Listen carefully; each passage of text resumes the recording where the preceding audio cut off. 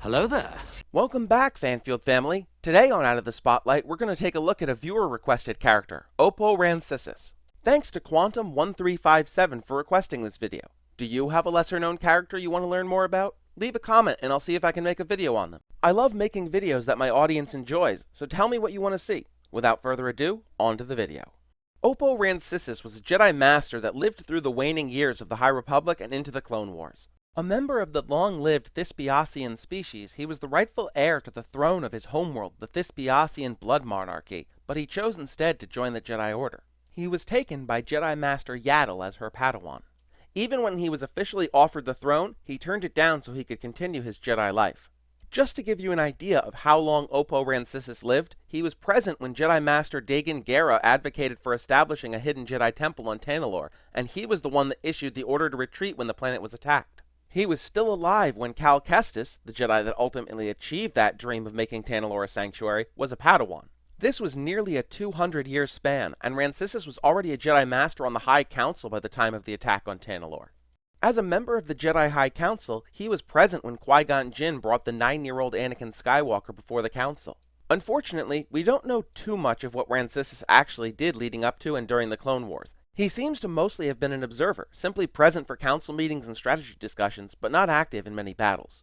We do know that he was on Seleucami alongside Quinlan Vos shortly before Order 66, and that he did survive that initial purge, speaking to his skill in battle. We also know that he was still alive even after the formation of the Imperial Inquisitorius, having gone into hiding to stay out of the Empire's eye.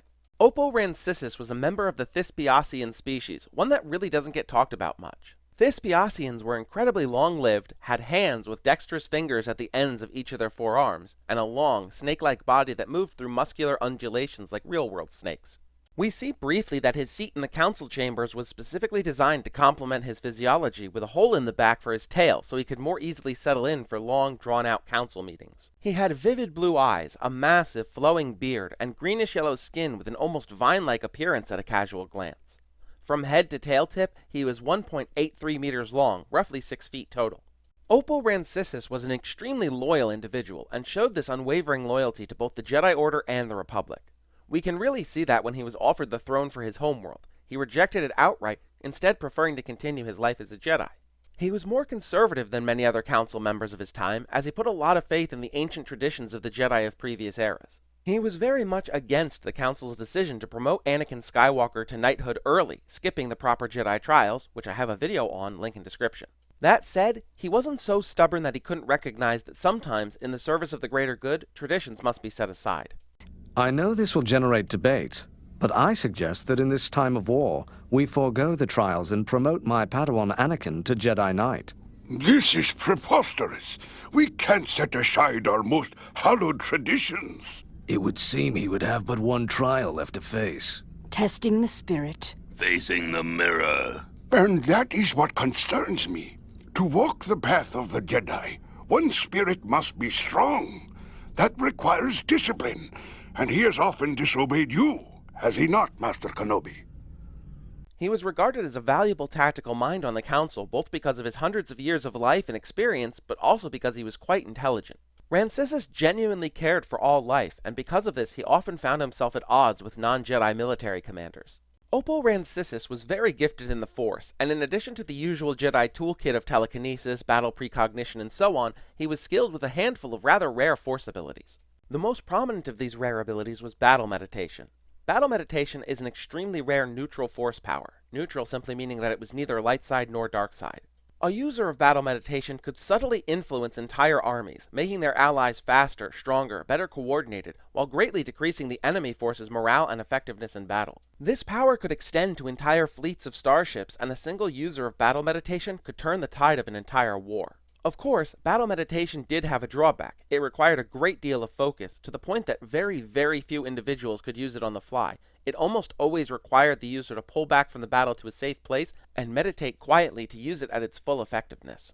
Battle meditation is one of the major factors in why the Jedi valued Oppo Rancisis as a tactician and commander, because he could turn the entire flow of a battle from one of imminent defeat to one of nearly assured victory. He was also gifted with Malatia, a neutral power that could induce severe dizziness and nausea by disrupting the target's internal equilibrium.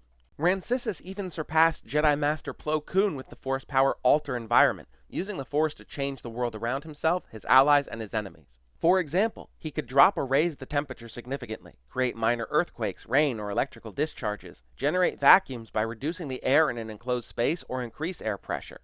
Finally, he was rather skilled with a Force power that the Jedi frowned upon, Electric Judgment, a light side variant of Force Lightning.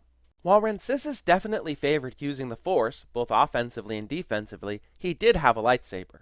His blade bore a green crystal, the mark of a Jedi Consular, the kind of Jedi that focuses on study of the Force first and foremost. He had a rather unique hilt that bore some similarities to Dooku's weapon, but with a handguard around the front, though this weapon was ultimately cut when the season of Clone Wars it was going to be shown in was cancelled. This is really a pity. I mean, look at this thing, it's cool! So now, in most portrayals, it's simply a standard lightsaber hilt.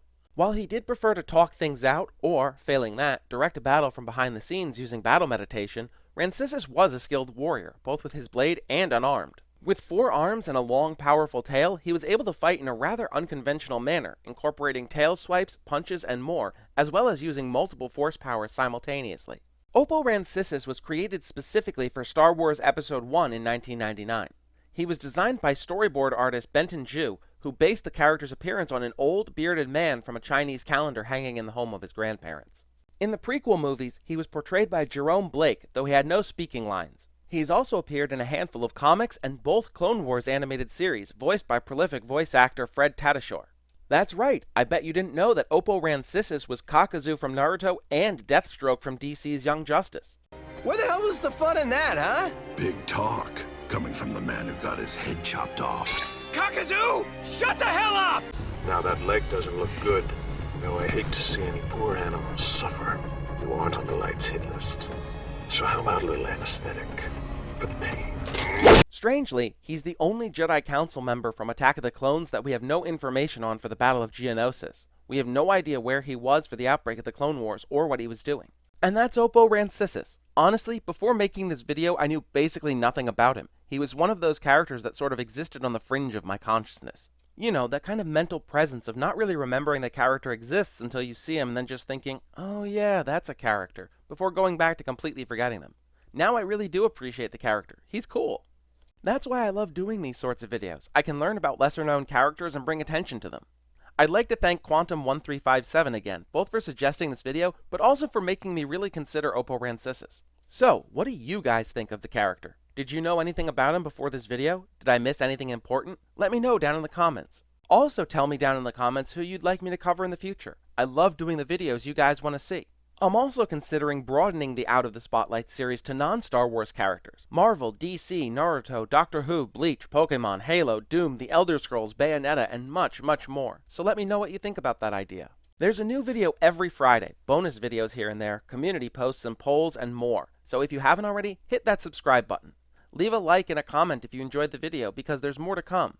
Thank you so much for watching, and I'll see you in the next one.